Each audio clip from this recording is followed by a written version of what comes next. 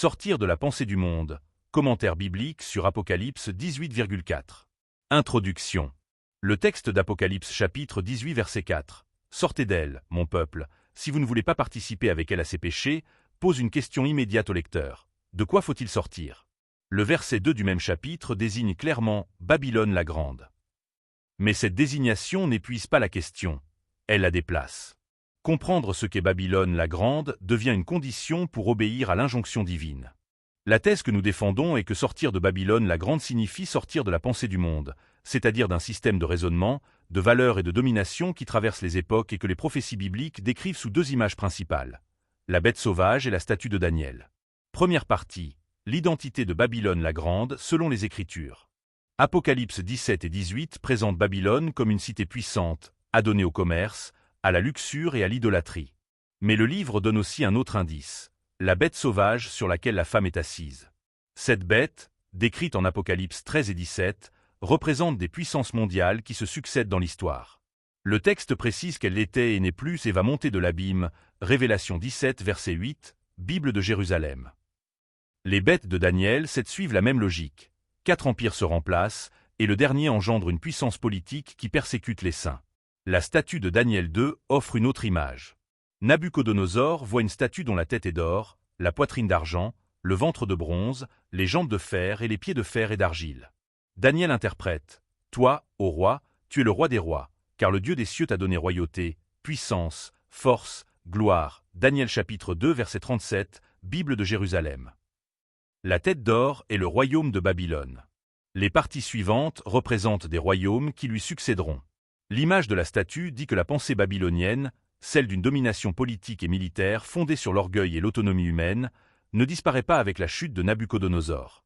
Elle se transmet aux empires suivants, jusqu'au royaume de Dieu qui l'écrase. Ainsi, la bête et la statue sont deux témoignages convergents. L'une comme l'autre ne parle pas d'une entité religieuse. Elle désigne des puissances politiques, militaires et économiques qui incarnent un même esprit de rébellion contre Dieu. La continuité historique de cet esprit est ce que l'Apocalypse appelle Babylone la Grande.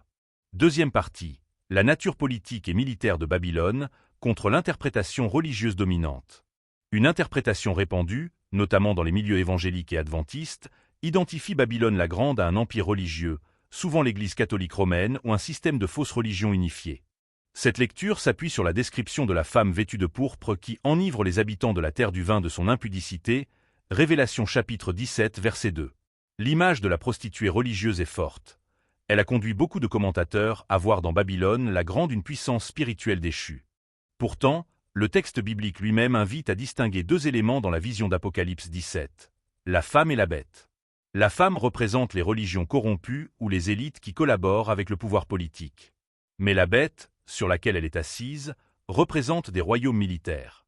Le verset 12 précise « Les 10 cornes que tu as vues sont 10 rois qui n'ont pas encore reçu la royauté. Mais ils reçoivent pouvoir comme rois pour 1 heure avec la bête. » Révélation chapitre 17 verset 12, Bible de Jérusalem. Ces rois font la guerre à l'agneau, verset 14. La dimension politique et guerrière est centrale. La prophétie de Daniel sur le 8e roi qui se jette sur le 7e Daniel chapitre 7 versets 7 et 8 et 24 et 25 renforce cette lecture. Il s'agit d'une confrontation militaire entre puissances mondiales, non d'un conflit religieux. La destruction de Babylone en 1 heure, évoquée en Apocalypse 18 verset 10.17.19, peut évoquer une frappe soudaine, possiblement nucléaire. Rien dans le texte n'oblige à y lire une destruction spirituelle. Ce sont les rois de la terre, Révélation chapitre 18 verset 9 qui pleurent sa chute, et les marchands de la terre, verset 11 qui se lamentent. Babylone est une puissance commerciale, politique et militaire. L'interprétation religieuse présente un danger pratique. Si l'on croit que Babylone est seulement un système religieux, on risque de ne pas voir la véritable Babylone politique qui domine l'époque actuelle. On regarde du mauvais côté. Les prophéties de la bête et de la statue sont pourtant claires. Elles concernent des rois qui font la guerre. Le peuple de Dieu doit sortir de cette domination politique et mentale, non d'une église particulière.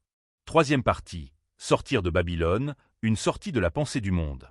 Si Babylone la Grande est un système politique mondial traversé par l'esprit de l'antique Babylone, sortir d'elle ne peut pas être d'abord un déplacement géographique. L'Écriture ne dit pas de fuir dans les montagnes au sens physique, même si une certaine prudence peut être sage. Jean écrit que les chrétiens ne sont pas du monde, Jean chapitre 17 verset 14. Sortir de Babylone signifie se détacher de ses raisonnements, de ses valeurs, de sa domination. Le verset d'Apocalypse chapitre 18 verset 4 est explicite. Il faut ne pas participer au péché de Babylone et ne pas subir ses fléaux. La condition est morale et spirituelle avant d'être physique. Ne touchez pas à la chose impure. Isaïe chapitre 52 verset 11, cité en 2 Corinthiens chapitre 6 verset 17, est le principe. La pensée babylonienne, c'est l'orgueil, la confiance dans la force militaire, la richesse, la domination par le commerce et la guerre. Ce système existe aujourd'hui sous d'autres noms, les puissances mondiales qui se succèdent et perpétuent le même esprit. Reconnaître le roi qui dirige Babylone à notre époque demande une attention aux événements politiques mondiaux. La Bible donne des indices chronologiques. Le 8e roi surgit après le 7e Révélation chapitre 17 verset 11. Une confrontation entre l'Est et l'Ouest est annoncée Daniel chapitre 11 versets 40 à 45. Le peuple de Dieu est invité à comprendre l'époque où il vit, non par curiosité, mais pour agir correctement. Sortez d'elle est un ordre qui appelle une décision. Dieu ne fait pas d'exception. Ceux qui restent dans Babylone au moment du jugement périront avec elle, comme le dit le texte. La question est donc pratique et urgente. Il ne s'agit pas seulement d'une doctrine à comprendre, mais d'une vie à orienter. Ceux qui enseignent une interprétation purement religieuse de Babylone induisent en erreur et risquent de faire manquer l'avertissement biblique. Les deux témoins, la bête et la statue, ne parlent pas de religion mais de puissance mondiale. Se tromper sur ce point, c'est risquer sa vie. Conclusion. L'injonction d'Apocalypse chapitre 18 verset 4 n'est pas un conseil vague. Elle est précise et adressée à un peuple qui doit savoir de quoi il sort. La bête sauvage et la statue de Daniel fournissent la clé de lecture. Babylone la Grande est un système politique, militaire et économique qui perpétue l'esprit de la Babylone antique. Les interprétations religieuses, bien que répandues, détournent l'attention de cette réalité et exposent à une erreur fatale. Sortir de Babylone, c'est sortir de la pensée du monde. Se détacher de ses raisonnements, de ses loyautés politiques, de son orgueil militaire, de sa confiance dans la force et la richesse.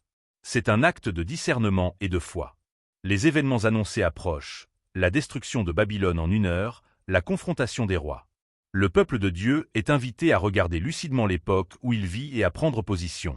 Sortez d'elle, mon peuple. L'ordre est simple. La mise en œuvre demande une attention que chacun doit trouver dans l'étude sérieuse des Écritures.